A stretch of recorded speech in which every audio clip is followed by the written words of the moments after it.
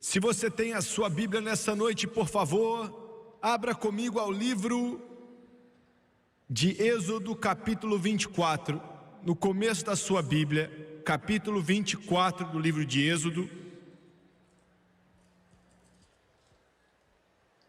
Êxodo 24, versículos 5 a 8.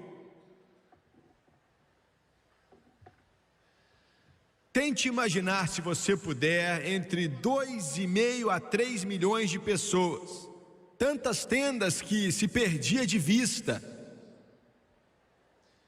Os grandes impérios do mundo não teriam olhado para eles e pensado que eram nada demais.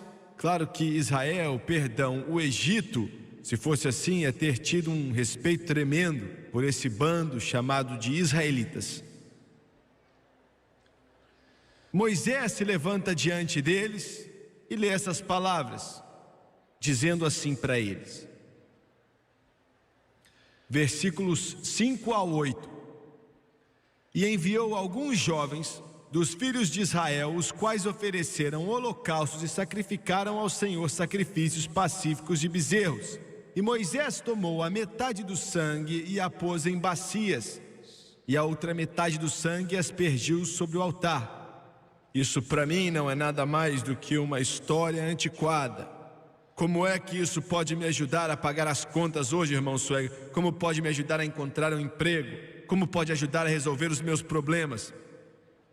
Lembre-se que não há nada nesse livro que seja insignificante. Tudo aqui tem uma importância suprema e eterna.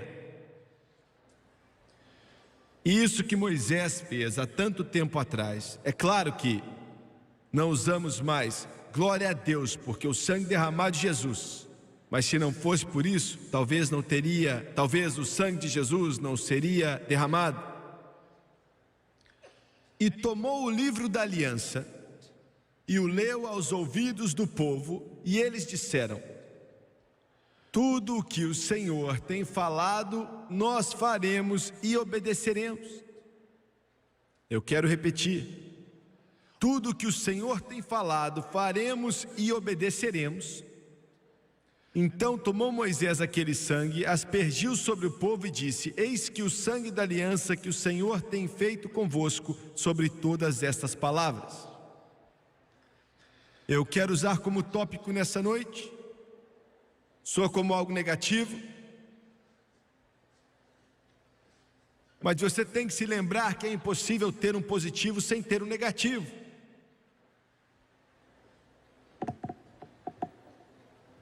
E para ter o positivo, precisamos te alertar do negativo, senão você vai tropeçar nele.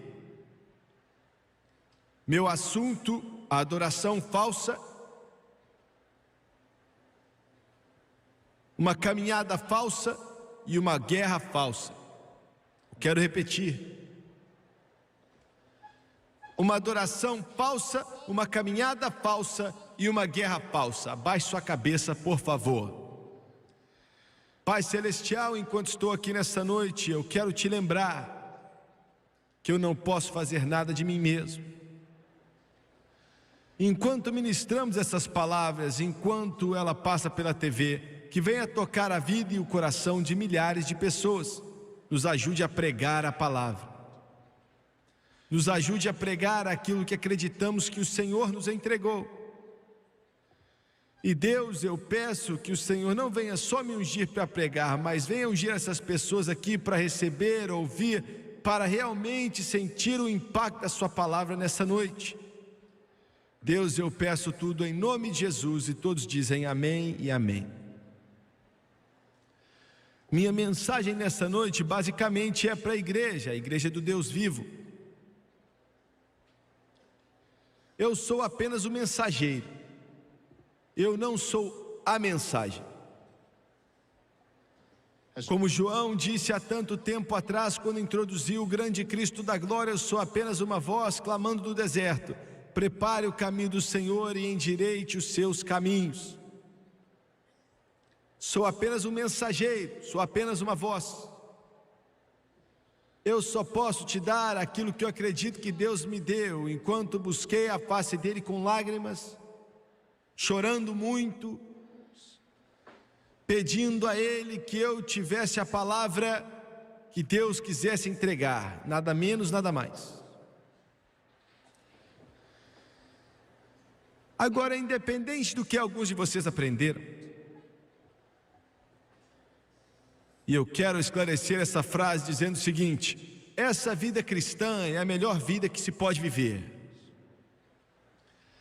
Não há nada que Satanás tenha que pode nem chegar perto e começar a se comparar com o que temos em Jesus Cristo. Quando eu digo que eu estou para dizer, eu não estou apenas usando um exagero, uma psicologia. Eu estou querendo ser sincero de coração, não trocaria hoje o que eu tenho, a presença de Deus, a redenção gloriosa de Jesus Cristo em minha vida ou em meu coração, pelo mundo inteiro, se eu tivesse que perder Jesus para isso. Nessa noite você está olhando para um homem realizado. Eu estou realizado. Eu não estou buscando algo, eu já encontrei. Aleluia! E você pela televisão também pode encontrar. É seu se você quiser. Está a uma oração de distância. Ele está sempre esperando. O Senhor Jesus Cristo está. Muito bem. É a melhor vida, é a vida mais maravilhosa, é a vida mais empolgante, é a vida mais realizada. Ainda assim é difícil de dizer isso ao povo que não é salvo, porque não entendem. Eles pensam que é a vida mais chata do mundo inteiro não fazer nada senão ler a Bíblia, ir para a igreja, ler a Bíblia, ler a Bíblia, ir à igreja, ler a Bíblia, e vamos de novo, e falar de Jesus, ir para a igreja, ler a Bíblia, e falar de Jesus, e ir para a igreja.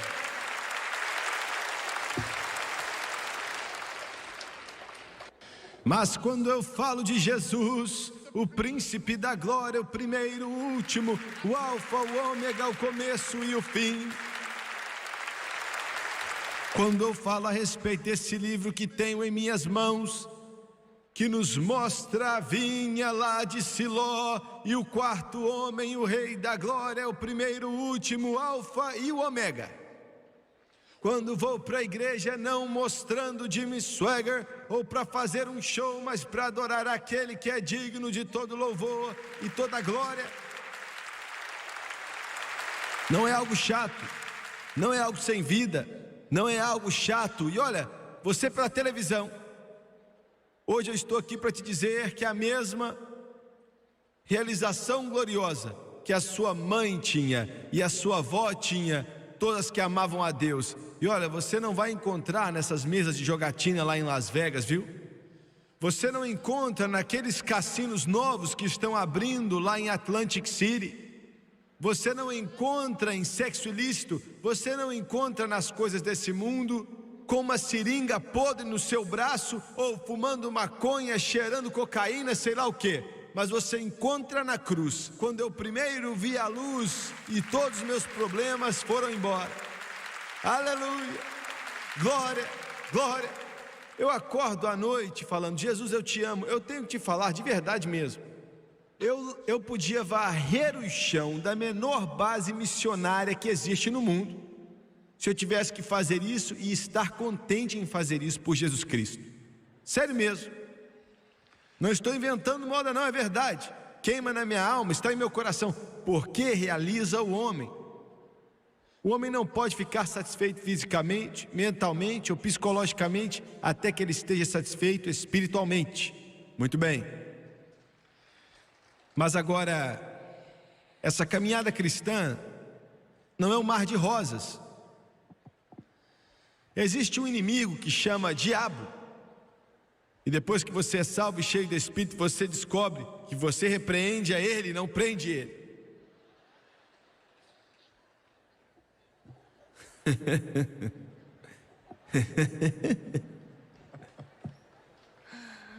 Você sabe o que eu estou falando? Você descobre que vivendo para Deus existem problemas, existem dificuldades, existem alguns obstáculos que atrapalham no meio do caminho.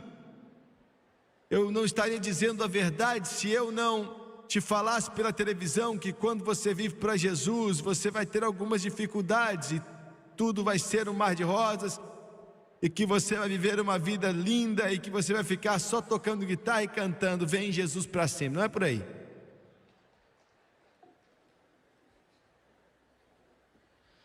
Eu tenho que ser sincero com você, vão haver vezes que você nem sabe se vai vencer. Você já viu aquele sinal que diz que a marinha só precisa de alguns bons homens? Com isso eles querem dizer que o bando de homens que vão para o exército e para a aeronáutica não são suficientes para a marinha. Eles não falam isso abertamente, mas dá para ler nas entrelinhas. Vocês que são do exército, peguem e levem comigo, pois quem falou foi eles, viu? Mas qualquer um pode viver para Deus. Ninguém pode fazer si mesmo. E todos podem fazer com Jesus. Eu quero declarar isso de novo. Todos podem viver para Deus com Jesus Cristo.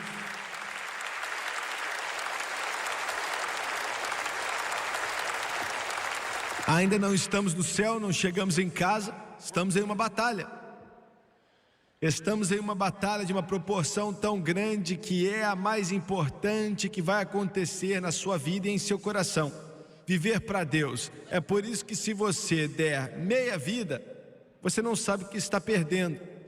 Porque todas as coisas que você faz, quando você entrega a vida para Jesus, tem uma significância tremenda, tem uma importância tremenda, causa um impacto tremendo. Você, como filho de Deus, toda a sua vida, o seu ser, o bater do seu coração e o ritmo da sua alma, tudo a seu respeito, tem que ser entregue por completo, vivendo para Jesus. E alguém pode dizer: não, isso é só para pregadores, eu sou apenas cristão. O que eu mais gosto a respeito dessa grande experiência pentecostal, e eu amo, é que não há uma divisão entre o banco e o púlpito. Todos se tornam pregadores quando são cheios do Espírito Santo. E não fui eu que disse que Deus chamou para ser um pastor, um professor, um evangelista, um profeta, um missionário. Mas Ele chamou você para pregar, e simplesmente quer dizer as boas novas. Então, isso aqui é o que torna isso algo grandioso. Mas vão haver poderes das trevas que virão contra você. Não é fácil, e eu estaria sendo irônico e mentiroso se estivesse aqui dizendo para você que viver para Deus é algo simples, que é rápido. Não é verdade. Você vai precisar de toda a consagração e dedicação que você pode conseguir. Agora, eu sei que alguns tentaram distorcer e fazer você pensar que você pode segurar o mundo com uma mão e Deus com a outra, mas não é possível. E esse é o problema da igreja hoje. Não tem como fazer isso. Deus ainda exige algumas coisas de você. Essa é a razão nessa noite porque não existem centenas de milhares aqui. É porque, e muitas vezes eu choro, mas eu chego na televisão e digo aos santos: pare de beber, pare de ir para boate, pare de beber cerveja, pare de beber uísque, pare de contar piadas sujas, pare de ficar escutando rock and roll, pare de ficar escutando música sertaneja. Veja bem, começa a dividir. As pessoas começam a dizer: eu não quero escutar isso porque eles gostam de nascido para perder. Entendeu? Você está me ouvindo? As pessoas começam a se desviar. Mas eu não posso fazer nada, eu sou só um mensageiro. Sou apenas uma voz, estou apenas te dizendo o que eu acredito que Deus mandou te dizer. Se você não gosta, fala com Deus. É assim que eu me sinto. Mas eu vou pregar a verdade, eu vou pregar aquilo que acredito que essa palavra nos diz. Muito bem. Eu quero que você olhe para Levítico capítulo 10. O 10º capítulo de Levítico, existe um uma declaração terrível dada ali nos primeiros 2 versículos, 10º capítulo de Levítico.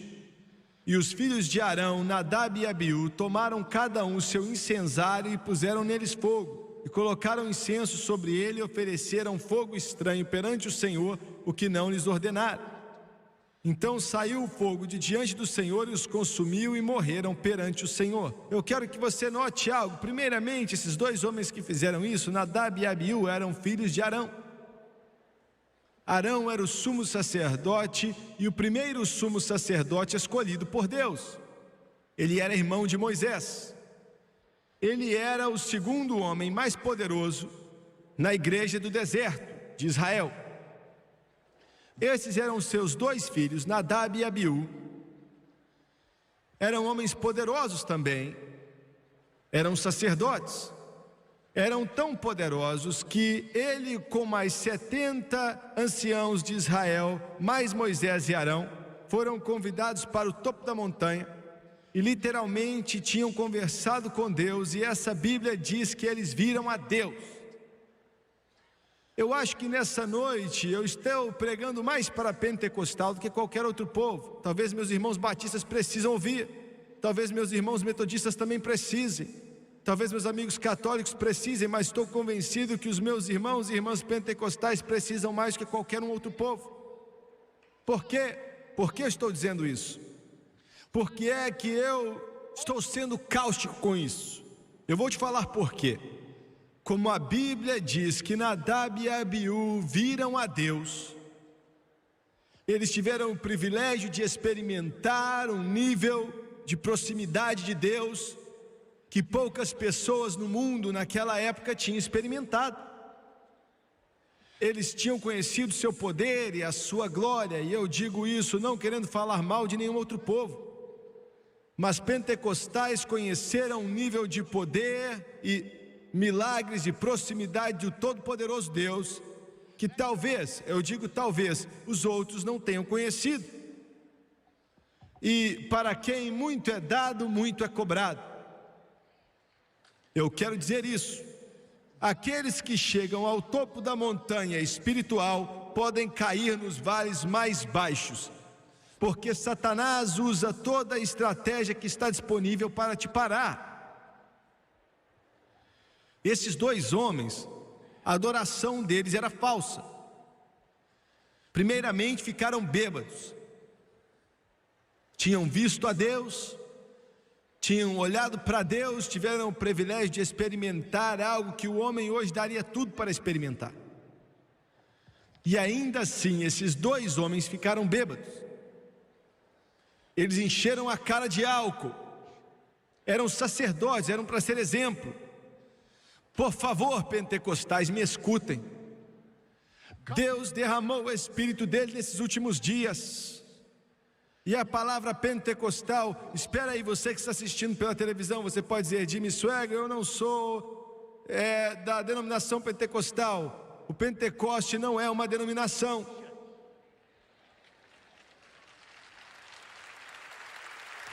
É um derramar do Espírito Santo sobre quem quiser, seja Assembleia de Deus, Batista, Igreja de Deus, ou presbiteriano, ou católico. Ele disse: eu derramarei do meu Espírito sobre toda a carne. Não importa quem você é, seja qual for o nome que você leva, católico, batista, presbiteriano, Assembleia de Deus, ou quadrangular, Igreja de Deus, ou santidade pentecostal. Você tem uma obrigação. Você tem uma obrigação de caminhar em santidade, caminhar em justiça e caminhar em pureza diante de Deus. Porque se você fizer isso que Nadab e Abiú fizeram, a mesma coisa que aconteceu com eles vai acontecer com você. Você pode dizer: Jimmy Swaggart, eu não vejo Deus com fogo matando pessoas hoje como fumou esse homem. Você pode não ver, mas está acontecendo. Você pode não ver, mas está acontecendo, porque como a adoração falsa trouxe a morte naquela época, traz a morte hoje também. Esses 2 homens estavam bêbados. Eles entraram e pegaram fogo estranho, é o termo que o Espírito Santo usou, fogo estranho. Agora, esse fogo estranho queria dizer que eles pegaram fogo que eles mesmos fizeram, ao invés de pegar do altar de bronze. Eles eram para pegar esse fogo ali na sua panelinha, do santo altar de bronze, que era uma tipificação de Cristo, uma tipificação da sua morte terrível que estava para acontecer no futuro daquela época, no passado, né? Eles tinham que ir até aquele altar de bronze que tinha sido molhado, vez após vez, com o sangue da pequena oferta sacrificial, um tipo do seu sangue derramado, cheio de sangue. E aquele fogo estava naquele altar de bronze, e era um fogo que Deus tinha enviado no começo do céu, que tinha começado a chama, começado a colocar brasa naquele carvão, e aquele fogo era um fogo que nunca se apagava. Tinham que ter pegado aquele fogo e colocar incenso dentro daquilo, que era uma tipificação de Jesus. Quando Deus sentiu o aroma daquele incenso, a expiação pelo pecado acontecia, porque lembrava a ele aquilo que Jesus, o seu filho, faria na cruz do Calvário, alguns anos depois no futuro. Mas ao invés disso ficaram bêbados. Ao invés disso, esses sumos sacerdotes, esses homens reconhecidos, esses homens que tinham visto tanto de Deus, sabiam da sua importância. Não importa o quanto você ora em línguas, não importa quantos sonhos e visões você tenha, você tem obrigação diante de Deus de caminhar em santidade e em justiça diante dele, diante de uma geração adúltera que está morrendo indo para o inferno. Você está me ouvindo nessa noite? É nossa obrigação ser uma figura de Cristo. Eu não estou falando de alguma coisa legalista, uma religião, não. Eu odeio isso e Deus também odeia, mas eu estou falando de caminhar em santidade diante dele, em pureza diante dele. Eu disse à nossa igreja lá em Baton Rouge, Louisiana, outro dia, acabamos de começar um time de boliche, eu disse para eles: se as meninas aparecerem ali com shorts curtos, olha, obrigado por ter vindo e faz de tudo para te ajudar em Jesus, mas vou mandar você para casa para vestir uma roupa. Jimmy Swaggart, você está pregando isso na Califórnia? Você ficou maluco? Olha, talvez você deva ler alguns livros, Swaggart. Você não sabia que as coisas mudaram? Podem ter mudado, mas isso aqui não mudou, não. Isso aqui não muda. Você pode olhar para mim como se fosse uma vaca olhando para um portão novo, e os pregadores podem ficar zombando de mim, mas vou pregar o que eu acredito que essa palavra diz. Nossos corpos são o templo do Espírito Santo, somos a personificação de Jesus Cristo, nós temos que ser exemplo de justiça. Quer dizer que você é mandado para fora da igreja? Não, eu não mandaria ninguém para fora da igreja, dependendo do que fazem. Se eu te mandar para fora da igreja, não tem como pregar para você. Eu te amo. Eu vou ficar com você mesmo doente. Vou estar ao seu lado, vou abaixar a sua fé, vou orar, jejuar por você, chorar por você, mas eu vou te dizer: assim diz o Senhor.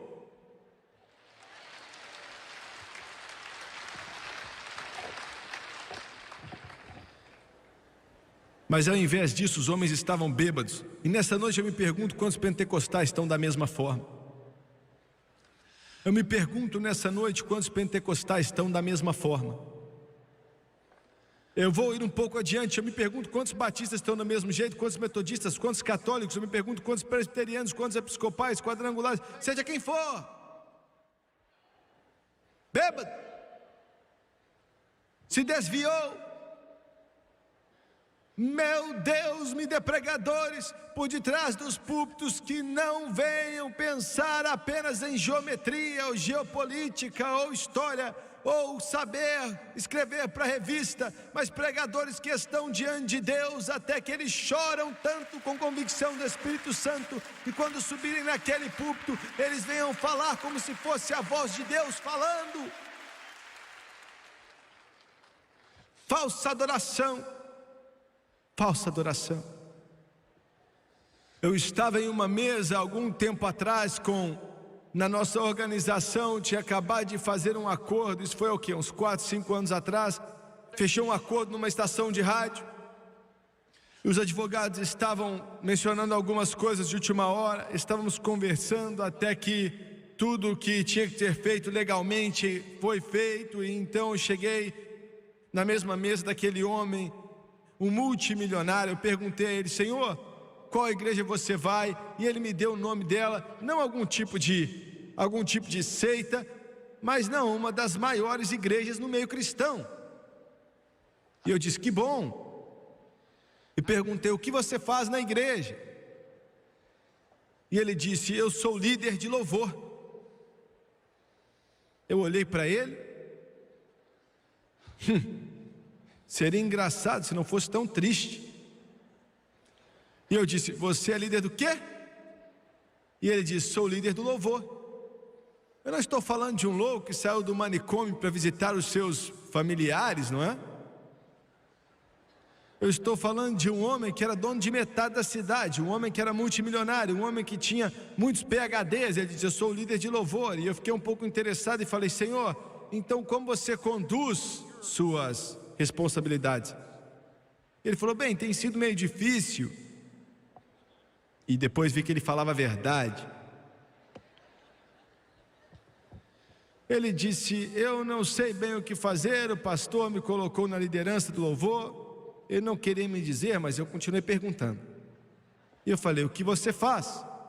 E ele disse: bem, eu tento assar o pão. Então trazemos o pão enquanto está quente, colocamos no altar e nós cheiramos.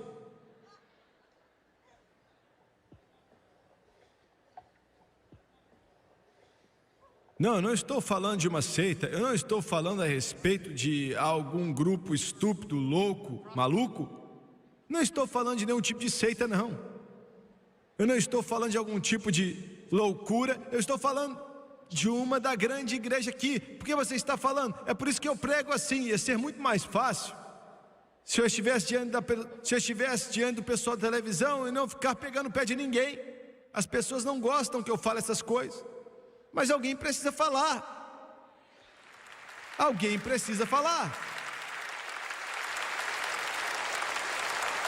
Porque a Bíblia diz que não há como adorar ao Senhor senão pelo Espírito Santo. Nenhum homem chama Jesus de Senhor senão pelo Espírito Santo. Deus não pode aceitar a maioria das adorações, porque a maioria delas não entendem a sua grandiosidade.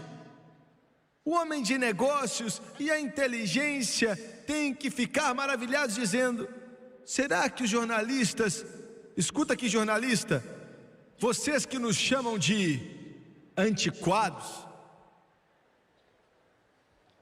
essa tolice de adoração, você bate as mãos e você levanta os braços e essas coisas ridículas, essas manifestações físicas, que tipo de Deus é isso? Como é que você sugere que adoremos? Construir prédios em seu nome? Todas as ruas aonde ele mora são feitas de ouro?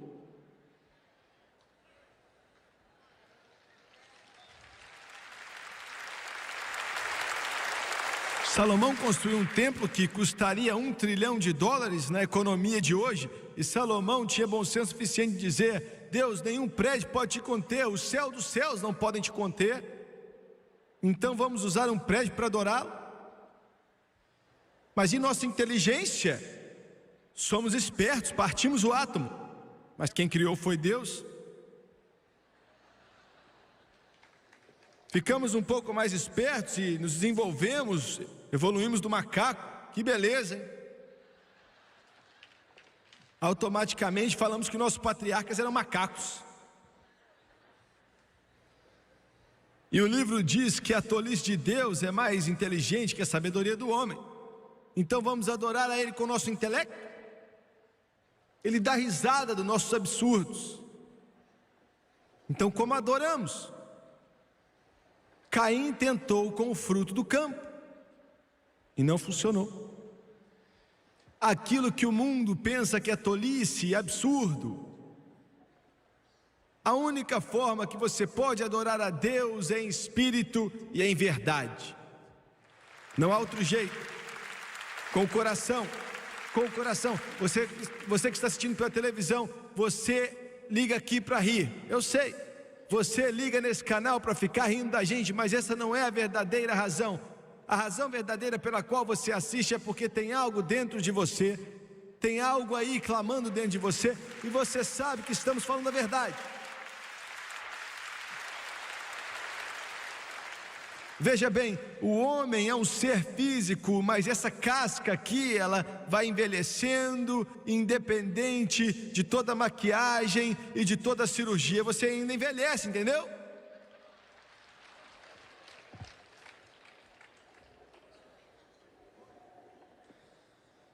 O cabelo fica branco, você faz tudo possível e o estômago parece saltar para fora. O homem é uma bagunça patética. Sofreu uma queda. Esse corpo é uma casa, só isso, está sofrendo com mau tempo e até está tendo goteiras. Não, é só o meu cabelo, não é o de mais ninguém não, só o meu.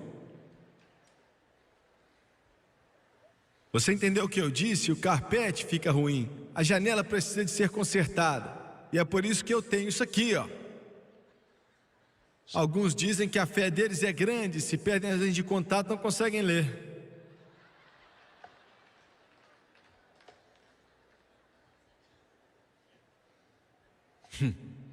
Estou sendo cruel. Você é duro demais.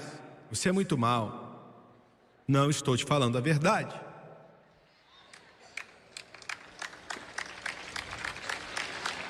Mas na realidade o homem não é a parte de fora. Você está olhando para o que você acha que o Jimmy Swaggart é. Demorou meio dia para ficar bonito desse jeito, por pior que seja.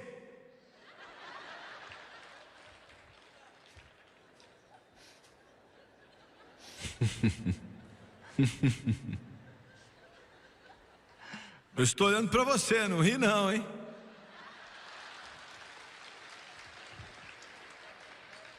Mas esse não é o verdadeiro Jimmy Swaggart. O verdadeiro só Deus conhece. Fica aqui dentro, ó. É o meu coração, meu espírito. E quando eu adoro a Deus, o meu espírito se derrama na presença dele. Você adora ele em espírito e em verdade. E tem um efeito tão grande nesse corpo frágil aqui de barro, que às vezes eu não consigo me conter, eu começo a bater as mãos, ou eu começo a levantar os braços, louvando a Deus. E eu te amo, Batista, mas eu não vou parar de levantar minha mão, independente do que vocês dizem, ou católicos, ou presbiterianos, ou metodistas, ou seja quem for. E eu disse em amor, não fica bravo comigo não. Adoração. Eu disse, o que você faz? Nós assamos pão e cheiramos o pão. E eu perguntei, o que mais você faz? Ele disse, bem, nós contratamos um cantor de sertanejo de vez em quando, com a camisa aberta, levamos ele para lá, ele vai no altar e começa a cantar umas músicas sertanejas. Eu falei, ah, tá, o que mais que você faz? Aí ele disse, quando o pastor joga água no bebê, e o pouco de água que ele tem, ele desce e começa a jogar no povo também. Nós damos risada, é maluquice, eu admito. Eu não quero ser sarcástico com ninguém, mas essa é a tolice que experimentamos nas igrejas hoje, quando tentamos adorar a Deus sem adorar a Ele em espírito e em verdade. Sabe por que aquelas pessoas fazem isso? Porque não conhecem a Deus, não sabem o que é Deus, nunca nasceram de novo. Deus é apenas uma palavra para eles, mas quando você o conhece e o poder da ressurreição, Paulo diz que para conhecê-lo, e eu quero conhecer o poder da sua ressurreição, você adora Ele, e vem uma alegria em sua alma, não importa quem você é, quando você conhece como deve conhecer, algum tipo de resposta para com Ele vai acontecer. Escute o que eu digo. Falsa adoração matou aqueles homens e pode te matar hoje também. Falsa adoração te mata. Depois vem uma caminhada falsa. Fique comigo, eu só vou pregar até eu terminar de pregar.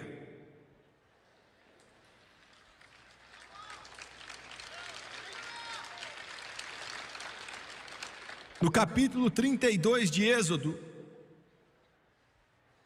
eu não quero que você leia todo o capítulo, leia quando chegar em casa. Êxodo 32. Moisés estava no topo do monte e ele ia receber o maior mover de Deus que a humanidade conhecia fora do Calvário e a ressurreição, que eram os 10 mandamentos. Toda base de lei nesse mundo hoje, desde a União Soviética, que é um comunismo que odeia Deus, até o presidente dos Estados Unidos e todas as outras nações, de alguma forma são baseadas nos 10 mandamentos. A civilização não poderia existir. Ele estava na montanha pegando aquilo que era a textura de toda a sociedade. Deus irado, você pode ler ali, disse: Moisés, desça, aquele povo se corrompeu. E eu não estou falando de um bando de ímpios, eu não estou falando de um bando de egípcios adorando seus ídolos, eu não estou falando a respeito de algum tipo de nação ímpia ou que adorava ao diabo, ou isso. Estou falando do povo escolhido de Deus. Estou falando da igreja no deserto. Estou falando de estar bem no meio do maior mover de Deus que o mundo já conheceu. Hoje existe uma dupla atração que está acontecendo no cristianismo. Existe uma atração para Deus e algo que te puxa para longe de Deus ao mesmo tempo. É como se 2 rios estivessem correndo um ao lado do outro em direções opostas. Existem mais pessoas sendo salvas hoje do que em toda a história, mas existe um declínio espiritual maior hoje do que em toda a história também. Muitas igrejas estão pegando fogo e muitas estão se desviando. Ao mesmo tempo que Deus estava dando a Moisés os 10 mandamentos, escrevendo com o dedo de Deus: não terão outro Deus a não ser eu, não matarás, não roubarás, não vão dar testemunho falso, não vai cometer adultério, etc, etc. Embaixo da montanha o povo tinha dito a Arão: não sabemos onde está Moisés, ele já está lá faz semanas. Não sabemos onde está, não sabemos o que aconteceu com ele, estamos aqui, não sabemos o que está acontecendo.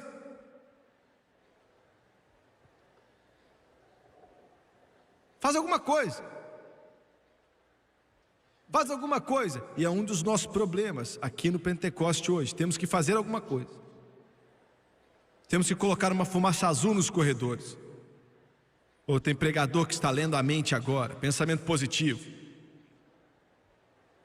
Temos que fazer alguma coisa. E quando fazemos isso é uma caminhada falsa. Foi uma falsa adoração e agora é uma caminhada falsa.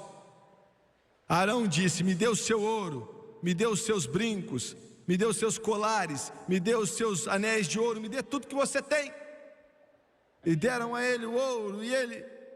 Então Arão, o sacerdote, o sumo sacerdote, fez um bezerro de ouro. E o povo começou a ficar bêbado e tirar as roupas e ficaram nus. E começaram a dançar em volta desse bezerro de ouro.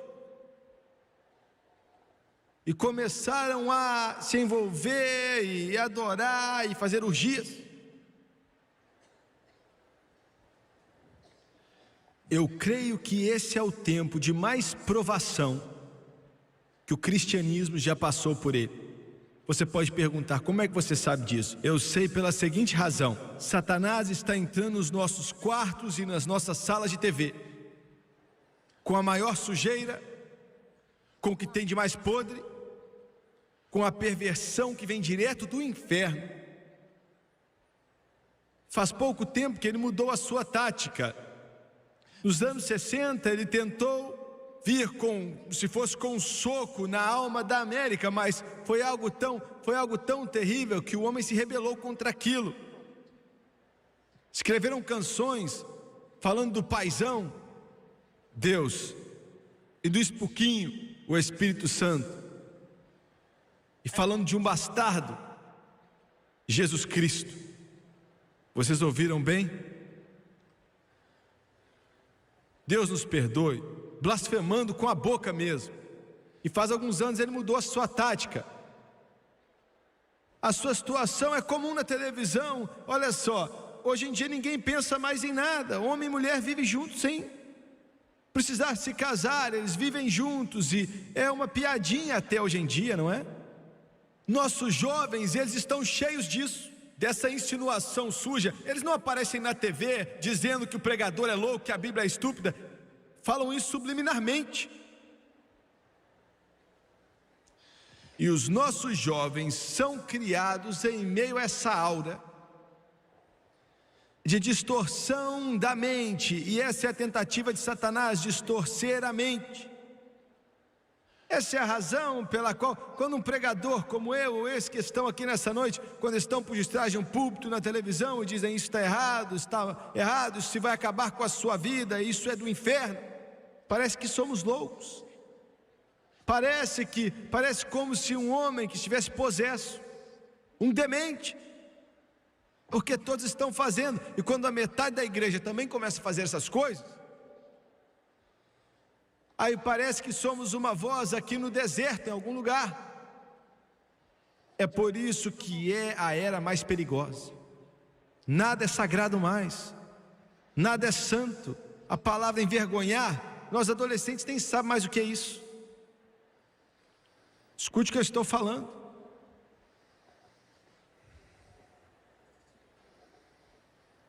Estavam nus, não é nada de novo, isso é antigo. Satanás já tentou essa tática faz muito tempo, uma caminhada falsa. Moisés desceu e ele pegou aqueles 10 mandamentos, aquelas pedras em sua mão. Escute o que eu estou para te dizer. E com raiva ele pegou aquelas pedras e jogou no chão. E não há uma só palavra de condenação nessa Bíblia que Deus usou contra ele por fazer isso, pois foi algo completamente ignorado. Ele teve que voltar no topo daquela montanha e chorar mais 40 dias e noites. Deus nunca o repreendeu, nem falou nada com ele. 3.000 israelitas morreram. 3.000. Assim como uma falsa adoração te mata, uma falsa caminhada te mata também. Olha, você me escute, você que está me assistindo pela televisão aqui. Você pode colocar o cantor de sertanejo no seu púlpito, que já cantaram sábado à noite na boate e agora vão cantar na sua igreja domingo de manhã. Vai chamar a atenção de muita gente. Mas, Senhor, você está sujando esse evangelho de Jesus Cristo. E você está condenando os seus jovens ao inferno por fazer isso.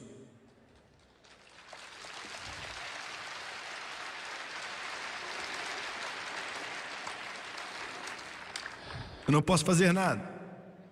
Eu não posso fazer nada, não importa quem seja. Quando você vive para Jesus, há uma linha ali.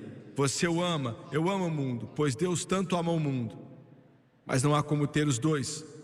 Há uma linha, uma falsa caminhada. E por último, uma falsa luta. Você se pergunta por que muitos caem no meio do caminho, porque muitos não conseguem vencer. É por causa da falsa adoração, da falsa caminhada, e depois há uma falsa luta. Você está em uma batalha, é uma batalha de proporções muito grandes, e se a adoração e a caminhada não estiver certa, a luta também não vai ser. Acã, você conhece a história. Josué capítulo 7.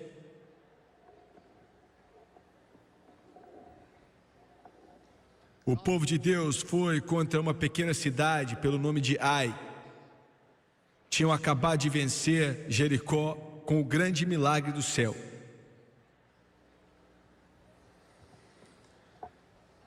36 homens morreram. Tinha algo ali errado, tinha algo esquisito. Josué foi diante de Deus. Ele tinha que ter buscado Deus antes, mas não buscou. E Deus disse: há pecado no acampamento. E alguns de vocês podem dizer: eu não consigo ver como é que alguém, um homem que roubou algumas coisas da Babilônia, tinha roubado algumas moedas de prata, algumas moedas de ouro, pode ter causado todo esse problema. Eu não sei como isso pode acontecer. quando você pensa assim, você está a caminho do desastre. Josué começou a chamar as tribos diante dele, chamou a tribo de Judá e conversaram com os homens principais. E chegou a vez de Acã, e ele disse: fui eu mesmo. Eles apedrejaram a ele e toda a sua família, porque todos conspiraram juntos. Espera aí, você lê isso nesse livro e você diz: isso é crueldade. Isso é crueldade, é mesmo? É cruel um médico cortar o câncer de um corpo para salvar a vida dele? Não. É cruel que uma nação vá para a guerra para evitar que uma nação corrupta domine o mundo? Não.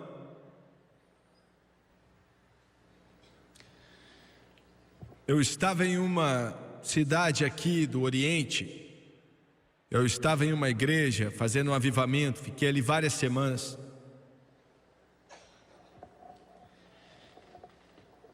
O culto naquela noite acabou e eu comecei a andar a caminho da porta e eu passei pelo pastor. Ele estava com a cabeça baixa e com as mãos na cabeça e inclinado na mesa. Eu sabia que algo estava errado e eu perguntei: pastor, qual é o problema? Era uma situação que ele não tinha como resolver, já era tarde demais. Ele me contou essa história e disse: irmão Suega, uma menina foi criada nessa igreja, aqui nessa igreja. E ele disse: eu conhecia seus pais, ela começou assim, engatinhando nas classes dominicais. Eu vi ela crescer. E eu vi ela servir Jesus, eu vi ela se tornar uma jovem, uma adolescente muito amável. Ele disse: como pastor, eu vi tudo isso no passar dos anos. A consagração, as batalhas, as dificuldades, os problemas, a mãe e o pai dela. E ele disse que há mais ou menos 2 anos atrás, aquela menina saiu dessa igreja, largou Deus, largou Jesus, largou a Bíblia, largou tudo. E ela entrou no pecado mais profundo. Eu disse: olha, ela se afogou no pecado.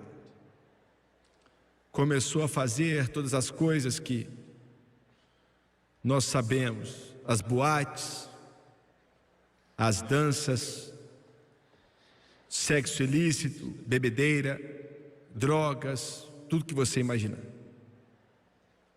E eu estava ali diante da mesa dele, escutando ele falar. E ele me contou: olha, ontem à noite ela morreu. Ela saiu da festa com um rapaz, e ele tentou abusar dela,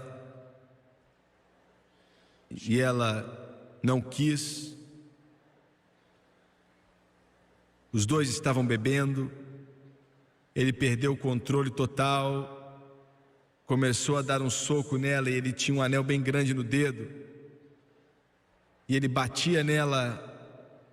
Os pais dela tiveram que ir até o necrotério para tentar identificá-la, pois estava muito deformado. Quando o encontraram, hoje bem cedo, ele tinha perdido a cabeça. Ele só chorava e ficava repetindo: meu Deus, o que foi que eu fiz? Meu Deus, o que foi que eu fiz? Eu fiquei de pé ali, acompanhando o minuto final. E na manhã seguinte, eu acho que era 8 da manhã, eu cheguei à igreja para orar. Eu subi até a galeria daquela igreja, cabiam, não sei, 1.200, 1.500 pessoas. Era um lugar bem grande. E eu não prestei atenção assim na parte de cima, eu apenas entrei na porta principal e não tinha que ir até o auditório. Aí eu subi as escadas, fui até a galeria, tinha muito espaço ali, havia privacidade ali. Eu estava buscando a Deus, como eu faço todo dia. Já estava pregando ali, já fazia algumas semanas. Eu não sei quanto tempo eu orei e busquei a Deus. Eu não sei quanto tempo eu estudei, não sei quanto tempo fiquei ali. Não foi, talvez até 1 hora, não sei. Eu estava orando e andando e eu desci até a frente daquela galeria. E eu olhei rapidamente para a frente da igreja, e quando olhei, fiquei chocado. Por alguns instantes, eu não acreditei no que eu estava vendo, porque o caixão estava no púlpito. Nunca na minha vida eu ouvi falar de um diretor de funeral trazendo um caixão tão cedo assim para um funeral, mas estava lá. E por alguns instantes eu fiquei tão chocado que eu não sabia o que era, eu não sabia por que estava lá. Foi um choque para mim. Você não espera ver um caixão assim 8h30, 9 horas da manhã em uma igreja. Então eu me lembrei que essa era a garota. Eles não queriam que aquele caixão fosse aberto, pois essa era a jovem. Eu creio de todo o coração que foi direcionado pelo Espírito Santo. Eu desci ali da galeria e fui até o corredor e fiquei ao lado daquele caixão. E eu creio de todo o meu coração que Deus falou comigo e disse: filho, eu pedi. Foi como se fosse um gemido. Eu não aguentei, eu chorava, eu não conhecia a garota, nunca tinha visto, não sabia nada dela senão aquilo que o pastor Boné tinha me falado. E foi como se o Espírito Santo tivesse chorando comigo, dizendo. Eu implorei com ela. Eu falei com ela vez após vez após vez. Eu tentei alcançá-la o máximo que eu pude. Eu não parei. Eu estava lá quando ela morreu, mas ela não quis me ouvir. Ela não quis ouvir minha voz. E agora ela está morta. Está perdida.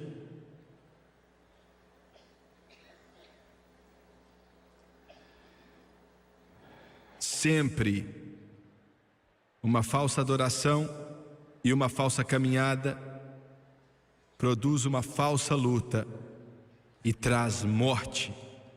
Sempre. Abaixe sua cabeça, por favor.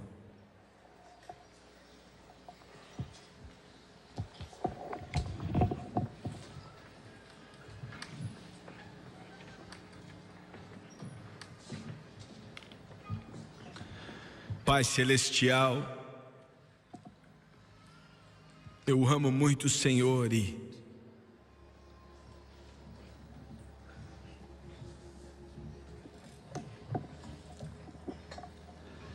ainda assim, Deus, eu choro por dentro. Venha se mover nesse lugar. Mova na vida das pessoas pela TV, Deus, seja quem eles forem, por favor. Eu peço que em nome de Jesus, o Teu Espírito, a Tua presença venha vir sobre esse lugar. Eu peço por uma convicção do Espírito Santo, que venha sobre esse lugar, de olhos fechados e cabeças baixas.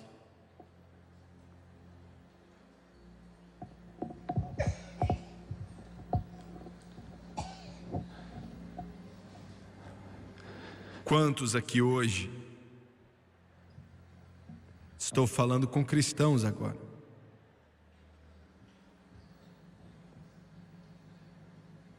existe uma falha, uma falsa adoração, uma falsa caminhada que está produzindo uma luta falsa e vai te matar. Quantos podem levantar a mão e dizer: Jimmy Swaggart, eu não estou vivendo bem? Agora me escute com atenção, eu não estou vivendo bem. E sei que se eu continuar vivendo assim, isso vai trazer muitas dificuldades para a minha vida. Você pode orar por mim? Estou vendo uma mão ali, outra mão ali, outra mão ali. Estou vendo as mãos se levantando nesse lugar. Deus ama o seu coração. Quantos ali na arquibancada?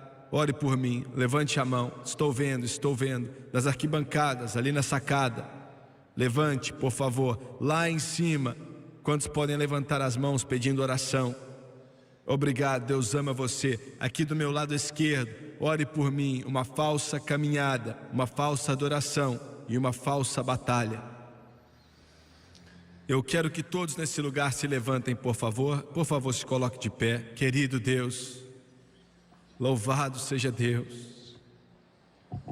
Eu quero pedir o Tomás e as meninas para cantarem. Ô Salvador, não passe por mim sem me notar, estou aqui. Enquanto outros estão chamando, não passe despercebido por mim.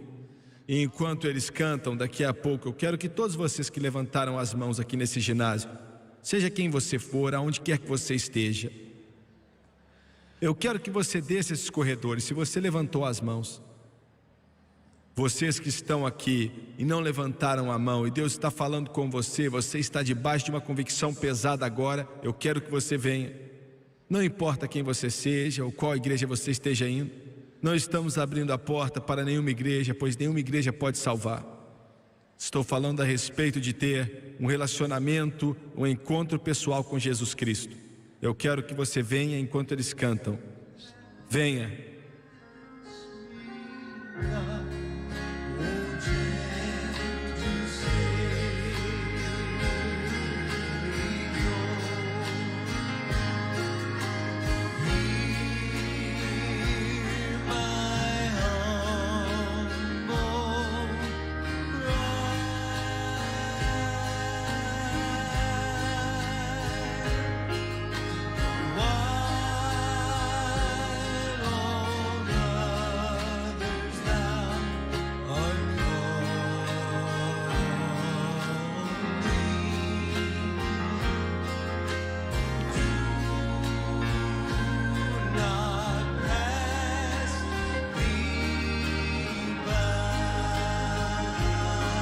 Sing that chorus again, Thomas, please.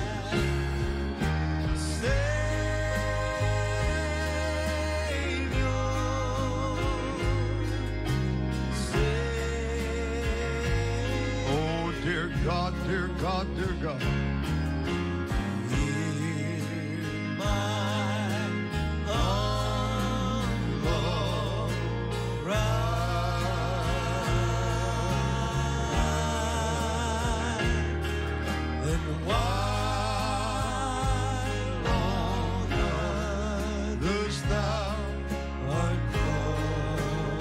This is for the church of the living God. God, we need a revival of repentance. We need a revival, dear God, that will break up the fallow ground. Sing it again, sing it again. Sing it for them, saints. Let God's presence flow through this building. Let it flow through your heart. My loving Savior.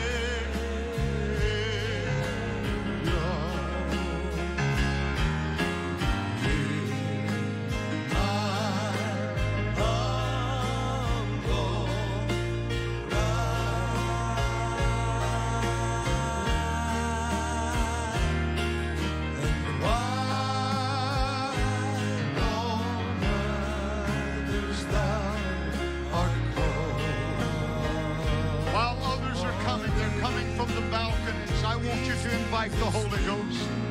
Let him move in your heart. Give me 2 or 3, 4, 5 preachers on each side, please. Let the Spirit of God move in your soul, move in your life. Oh, Savior.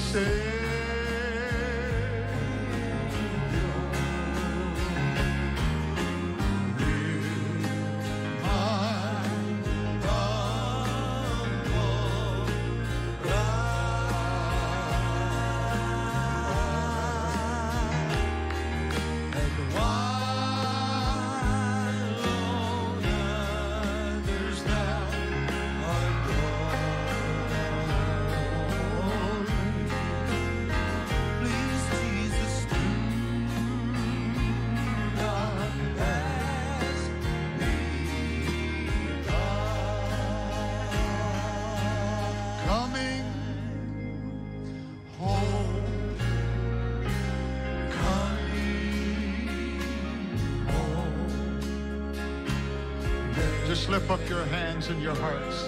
Let God move in your soul. Let him work a work in your heart. Let him speak to you tonight. Let him touch you tonight. He loves you so much. Thine arms are Lord, I'm coming home, coming home,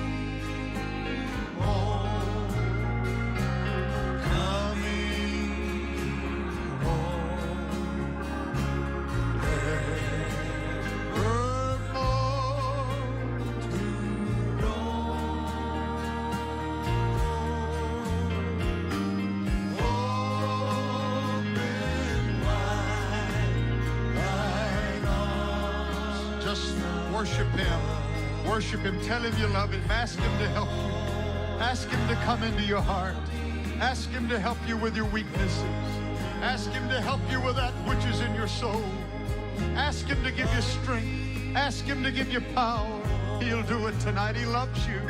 Coming in the name of Jesus.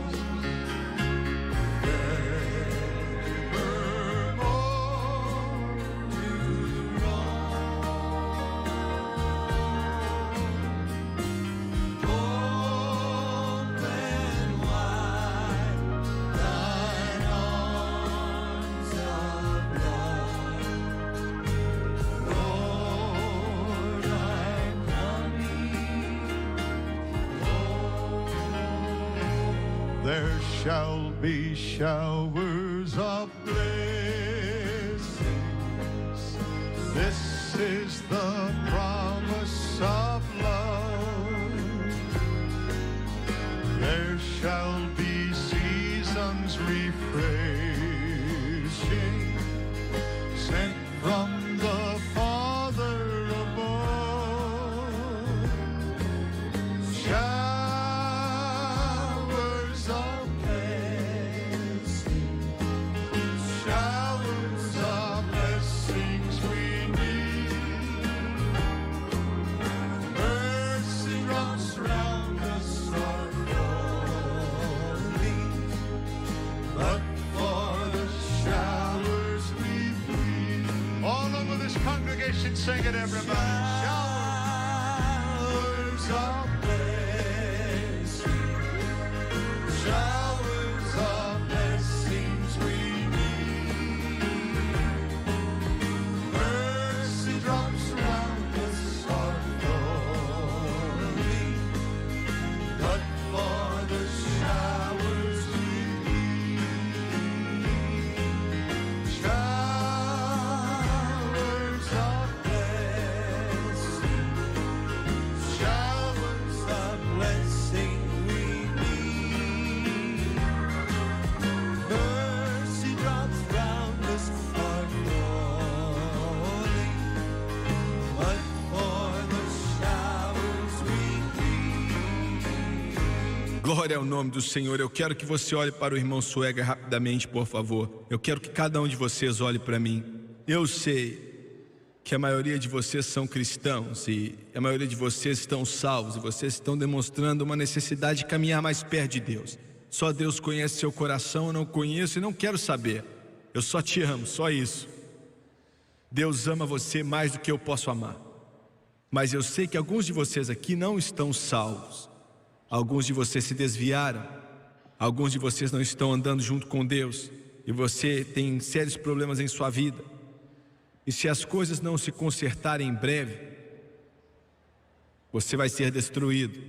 Então a primeira coisa que eu quero dizer é que Deus ama a todos vocês. Em segundo lugar, seja qual for o problema em sua vida, Jesus Cristo não é só uma resposta, Ele é a única resposta. Não existe uma outra resposta fora de Jesus. O pessoal da mídia, às vezes, deprecia, de uma forma sarcástica, reprova os caminhos de Deus. Mas eu pergunto a você, mas ninguém pode libertar senão Jesus. Nenhum outro. Você pode procurar nessa nação inteira e você nunca vai descobrir alguém que foi liberto pelo governo. E eu amo o nosso governo, não me entenda mal. Você nunca vai encontrar alguém que foi liberto pela religião. Você nunca vai encontrar alguém que a educação libertou, por mais valioso que seja. Mas nossa nação está cheia de milhões que foram libertos de drogas, tiveram os lares restaurados, sonhos restaurados. Os piores pecados que você pode imaginar: bebedeira, alcoolismo, perversão. E assim eram alguns de vocês. Jesus te libertou. Aleluia. Jesus te transformou. Você pela televisão, enquanto faço essa simples oração, e o Charles está tocando essa antiga canção: assim como sou, ó Deus, o teu sangue foi derramado por mim, Cordeiro de Deus, eis-me aqui. Eu sinto a presença de Deus. Nesse momento você pode ser liberto. Eu sinto isso. Alguns de vocês pela televisão não têm esperança, e você pensou: eu vou pegar uma mão cheia de pílulas e me suicidar, pois não tenho esperança. Mas como se fosse um farol, as palavras de Deus vêm para você e ilumina a sua escuridão, há esperança para você. E hoje você pode ser livre, independente da hora que esse programa esteja passando na sua televisão, nesse quarto de hotel, onde quer que você esteja. Eu quero que você, com eles aqui, faça essa oração de arrependimento comigo e permita que Jesus faça essa obra em seu coração. E enquanto eles aqui abaixam a cabeça, eu quero que você também abaixe sua cabeça, por favor. E vamos orar. Repita isso em voz alta comigo e creia de todo o coração. Vamos orar, por favor. Querido Deus do céu, eu venho a Ti em nome de Jesus. Perdoe os meus pecados, como tenho vivido e pelas coisas que fiz. Perdoa-me, por favor. Lava-me com o teu sangue precioso de toda injustiça. Eu quero uma vida melhor. Eu quero um caminho melhor, de acordo com tua santa palavra. Romanos capítulo 10, versículo 9 e 10. Com a minha boca eu confesso Jesus Cristo, e em meu coração eu creio que Deus ressuscitou Jesus dentre os mortos, e Ele vive, e porque Ele vive, eu também posso viver. Diante do mundo, eu aceito Jesus Cristo como Salvador. Eu aceito sua misericórdia, seu perdão e seu poder. E de acordo com sua palavra, que não pode mentir, nesse instante eu estou salvo. Oh glória, aleluia, louvado seja Deus.